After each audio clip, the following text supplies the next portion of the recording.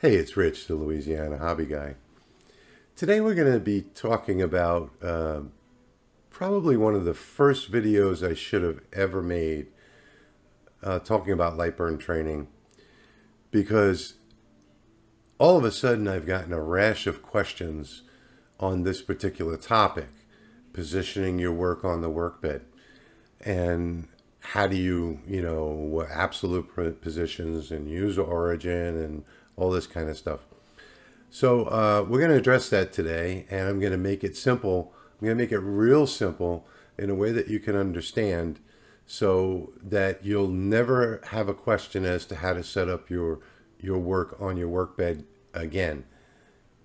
And like I said, this probably should have been one of the very first videos that I ever made for Lightburn training. But before we get into that, I want to ask you guys a favor, and here it is.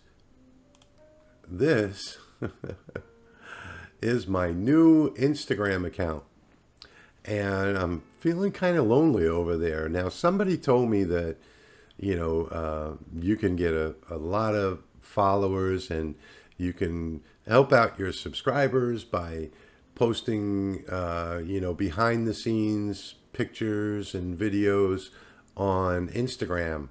And you got to be on the IG in order to do well on YouTube. So I finally broke down. And I don't really like to be on here because, with my lowly little 6 posts and 8 followers, and few people that I'm following so far, I've made a couple comments, and you get some really nasty comments in return. But, I know you guys are not going to make nasty comments. So I'm going to ask you a favor today. I do all of these video trainings for you, and I just want, if you have an Instagram account, come keep me company over here. Take a minute after the video and jump on your phone, find Louisiana Hobby Guy on Instagram, and follow me there. I'll make a couple of comments, and keep me from feeling so lonely with no subscribers. So yeah, there's my pitch for today. Now, let's get into the video, and I'm going to apologize in advance. I'm like on, I don't know what, the 9th day of COVID-miss or something like that. So my voice kind of is coming and going, and I still have a little bit of a fever, going on. But nothing's going to keep me from the shop and from making videos, what I love to do. So I'm out here today, and I wanted to, now I've got, let me preface this, and I know a lot of you probably hate all these long-winded things, but I think it's important, and I want to share it with you. So I had an elderly gentleman about 2 months ago that messaged me on Facebook and asked me if I could help him get his laser set up. Now, he's been in the laser business for 15 years, and he makes some really outstanding artwork on lasers. But his $25,000 laser broke down, and it's CO2, and he bought a diode laser, and he couldn't get it to work. So I said, no problem. I helped him out, and then I got everything working for him via remote control. And 2 weeks ago, he messaged me again, and he said, everything's working great. I'm doing my artwork. I'm burning he burns his artwork onto slate coasters one by one. It takes about 90 minutes or more to design one coaster, and I taught him how to do that with the node editing, and he was very grateful for that. And so he takes anywhere from 60 to 90 or even more time designing one coaster. And then he burns the one coaster, and then he goes back to designing the next one. Well, his problem was he could never get the coaster to burn in the same place twice. So, the same exact place twice. And, the very first thing that I do when I buy anything, doesn't matter what it is, whether it's Lightburn software or a microwave or a new car, the very first thing that I do is I take out the owner's manual and I read through it, and I study it, and I learn what it is that I bought. And that is the very first thing that you should do with Lightburn, because Lightburn has this great documentation. And I've even thought about changing the name of this channel to F1. And the reason why? Well, if you pass your mouse over any of these icons or anything that you see on the screen here and hit that F1 button, you get the most fabulous documentation you could ever possibly imagine that pops up, and and you can read step by step how to use that particular function. And I know everybody says, I'm a Lightburn guru and all this kind of stuff, and none of that is true.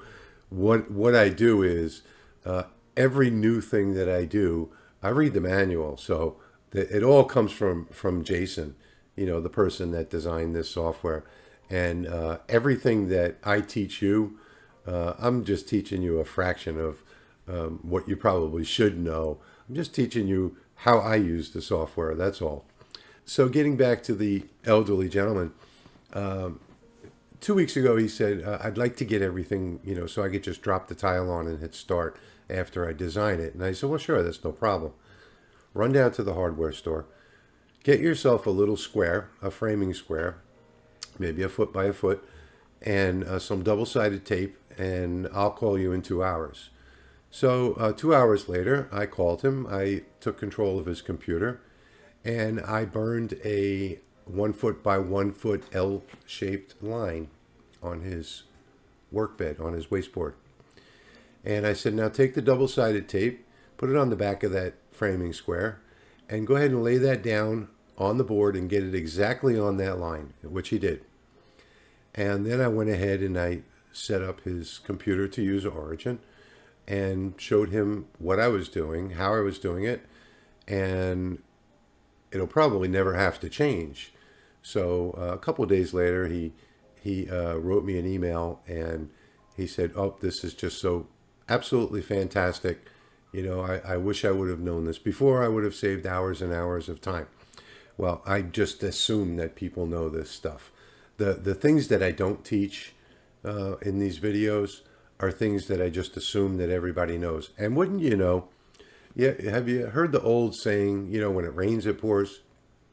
Well, that was the case here too, because in this last 2 weeks, I've probably gotten maybe 10 messages on Messenger and just a whole bunch, 15, 20 or more emails from people asking me about positioning their work and why it's not working for them. So after all that long diatribe, let's just get into it, and let me show you how I do it and how you can do it too and be precise every single time. So people ask me about coordinates and why if you look over here, why I am always in absolute coordinates. And there's a reason for it, is because I like to, maybe it's an OCD thing, I don't know. But when I put this right here in the middle of this square, this particular piece right here, I want it to burn in the middle of that square. So it's just a thing for me, absolute coordinates. And this is the way that I use it. Absolute coordinates means that these numbers across the top, from 0 to 400 on my laser, and on the side from 0 to 400, wherever you put it, and you tell the laser to go, if I say go to 200, 200, I know it's going to be exactly right there in the middle. And that's what absolute coordinates are. So now we know what absolute coordinates are. And let me show you. And it's easier, I think. Show and tell is easier than anything else. So I've disconnected the laser camera, and I've put on my webcam instead. So I'm going to bring the webcam out over here and make it a little bigger so that you can see what I'm talking about. Now, the very first thing you should always do is home your machine, when you start. And I know it homes by itself when you first start it up. But after you're working for a while, and usually before every job that I do, I'm going to rehome the machine just so that I know. Or at the very least, I'm going to come over here to the Move tab. I'm going to click Get Position and make sure that these numbers, X and Y, are 0 and 0. That way I know that it's perfectly homed and that it's going to match up with my grid that's on my work bed here. So let me show you on laser. I'm in absolute coordinates right here. What that means, I am at 200 on the Y, excuse me, and I'm at 200 on the X. So if I follow this across, let me select this so that you can see it. See that dot is dead smack center in the 200, 200. So if I were to come and say, frame this job right now with my framing button, my laser will come over and frame a perfect job exactly at 200 and 200. And if I were to take this and move it off over to the center of this square over here and hit frame, it will frame exactly in the middle of that square over there. That's absolute coordinates. It's really exactly what it says, absolute coordinates. Okay, so that's number one. Now, the reason I like that is because I know that everything is perfectly set up, and I always use a grid on my screen, and that way I can make sure I can just drop, like if these were coasters, I could drop these in here. I could duplicate this and put it in all 6 of these squares and know that it's going to burn perfectly. Okay, so let's move on to the next one. Let's go to user origin, and there's not much of a difference between, let me say one other thing. Now you notice in absolute coordinates there is no job origin. Okay, it's grayed out, you can't use it. And let's come down here and just I see people talking on discussion boards and other platforms, and they talk about this red dot down here. The red dot, let me move this over just a little bit. The red dot down there is your machine origin, okay? Has nothing to do with anything that you're going to do, okay? So you may have a CO2, you may have the top right, top left. That's just how Lightburn communicates with your device. Forget about that red dot. Red dot is meaningless. The green dot is your job origin, and that's really what we're talking about today, is job origin. So as long as you've set up your machine when you first got it with the proper origin for that red dot, and you know, Lightburn is pretty much going to set up most machines automatically. You never have to think about that again. Okay, so let's forget about that red dot and let's concentrate on the green one instead. So now if I go to user origin, I want you to notice that that green dot has disappeared from the bottom left corner. It has moved directly to the center of my user piece here. And let me just put it in the bottom left corner so you can see it. Now you can see the green dot? Okay, so that's the user origin. I'm going to put it back in the middle for a second. And, well, I may as well move this over to the middle here, because you'll have a better view on the camera here what's happening. So now I've got user origin set, and I've got it set to the middle. All right. What I'm going to do is come to the Move tab, and actually I'm going to come over here to the Get Laser Position, and I'm going to click on this, and I'm going to move the laser directly to this dot. I'm going to click on this dot in the middle, and that's going to move my laser directly to the middle, to exactly 200 and 200. Okay? And this is my job origin here. So on the Move tab, I'm going to say Get Position. It says 200, 200, and I'm going to click Set Origin, and that's done. Okay? So now we have our origin, our user origin is now set to the middle. And Lightburn knows it because we've verified it here, 200 and 200, and we've set the origin. So if I were to frame now, you'll see that it'll make a perfect frame in that 200 and 200 position, directly center of the workbed. Now, here's where I think people get confused, is there are 9 different user origin positions that you can set independently without going back to the Move tab. So if I were to click the bottom left, user origin, down here, keep in mind that what we're looking at here, the top is the bottom, so it's reversed. So it's going to frame out from the middle up this way if I hit frame. You see how that works? So it's framing from the middle out. If I were to hit bottom right over here in user origin and hit frame, it's going to do top left like that. So if we had, let's say we had a 12-inch square piece here and we wanted to do this 4 times, well, we would first start here and we would hit the start button. I'm just doing frame right now just as an example, and that would do the top left corner of that 12-inch piece. Then I'd come over here and click this corner and hit frame, and it would do that corner of that 12-inch piece, and so on. And then if I click this one, it will do the bottom right side. And then just because we've done all 3 of them, we may as well do all 4.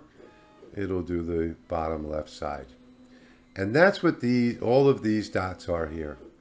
So, and it also works from out to the left, to the side. So if we were to do the side, it would do center side. But typically you're going to be using this center right here. So using the center, it's always going to frame exactly in the center. And now that we have the origin set, the user origin set, none of these coordinates and none of these little squares that you see all over the screen matter anymore. So they're all just there for decoration. If I were to take this and move it anywhere, it doesn't matter where it is, and hit frame, it's still going to frame in that same exact spot every single time. So now getting back to the elderly gentleman. So that's the way I set his up, was something like this. And this way it would frame right on that L-shaped burn that I made in his workbed every single time. And no matter where he designed, and he designs off the workbed, this way he could zoom in and he has a nice clean, palette to work on. And then he puts his coaster in the spot where the framing square is, and he just hits start and it goes to work and it burns the perfect coaster for him. So there's not much of a difference, or at least I don't know what the difference is between user origin and current position. They both do about the same thing. So, and I never really took the time to find out exactly what the difference is between the two. But I don't think that you'll ever be using, if you use one or you use the other, they both work exactly the same way, user origin and current position. So the only two that I use are user origin and absolute coordinates. So if I were to take this and bring it over to, well, let's say some odd position like right there, and hit frame, you'll see that it'll frame in that odd position. And this is just the way that I like to do it. I mean, I like to work off of this grid right here using absolute coordinates. You can use whatever you want. But like I said, so now the elderly gentleman, you're probably wondering, well, what happens now that you shut down the computer and you shut down the machine and so on? Well, it's pretty simple. When you come back online, so let's just say that this corner right here is where the corner of his framing square is.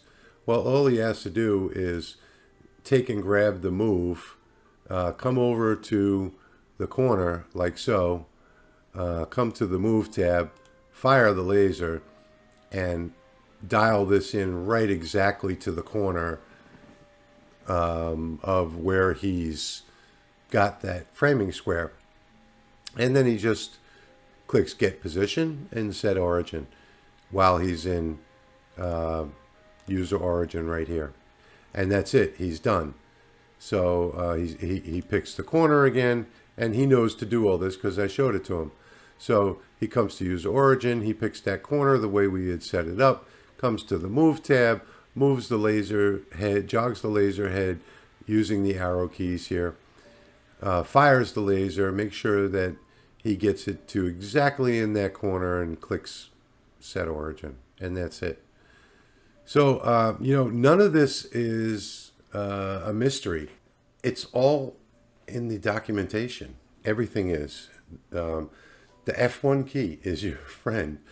If you have a question about something, pass your mouse over the icon or the function and hit that F1 key. And that'll bring up in a internet browser tab all of the information for that particular function. So what I teach you is just the things that I've learned by hitting that F1 key and how I use my lasers. And, you know, I had a guy on one of the other forums that wrote a post, and he said, boy, I'm glad I bought this piece of junk off of Amazon. I'm going to be sending it back because it doesn't work. Well, you know what? I don't think I've ever seen one that just doesn't work. So I answered him and I said, well, what doesn't work? And he said, well, you know, it's going off into these negative hundreds and thousands of coordinates and all of this crazy stuff. And I said, well, did you read the documentation? And I sent him a link to fix the problem that he was having right then and there. And then he answered me the next day and said, oh, well, that fixed the problem. I said, yeah, you know, it's all user error. So all you have to do is, all I did was go to the function and click the F1 key, and I copied that URL and pasted it in this reply for you to go and read. You could have done this yourself just by hitting that F1 key, reading the documentation. You know, I'm sure Jason, the developer, the owner of Lightburn, gets a kick out of watching my videos because, you know, I mean, just because everything that I do works doesn't mean that it's the right way to do it. It's the right way that I do it. It's the way that I get results. But it may not necessarily be doing it by the book, which I guess I don't do everything by the book, but I know how the functions work and I know how they work for me. And that's what I pass on to you, is pretty much how all of the functions work and how I get Lightburn to work with my lasers and do exactly what I need it to do. So with that said, I'm going to end this longer than it should have been video. And I thank you for watching, and I want everybody to have a great, fabulous new year. I'll be so glad to get out of 2021 and into 2022, but I guess I said that about 2019, getting into 2020 and getting into 2021, and well, I hope soon all of this craziness ends. And hey, if you're going out drinking, take a cab home or do it at home. But have yourself a great new year. I'll see you on the other side.